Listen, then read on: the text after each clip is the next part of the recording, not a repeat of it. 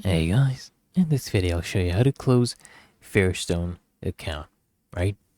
One is you need to go ahead and ensure that your balance is actually paid off, right? Pay off any remaining balance before closing. Make sure that your account actually has a zero balance. Log into your Fairstone online account or check your latest statement, and if you still have a balance, you can make a payment via online banking, a Fairstone branch, or mailing a check or money order. Next, you can go ahead and contact Fairstone customer service, right? Call them at, this is the number, right? 1-888-6508-7765. Request to close your account and just confirm that your balance is fully paid. And you can ask the representative to initiate the account closure process. And you can also request a written confirmation that your account is closed.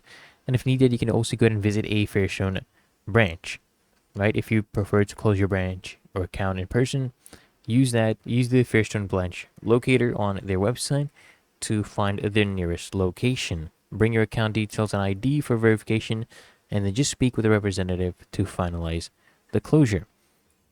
And then you also want to go ahead and verify the account is actually closed, because after you request, Fairstone should send you a final closure confirmation by email or mail. Log into your Fairstone account to confirm that it no longer appears. Check your credit card report after a few weeks to ensure that the account is marked as closed.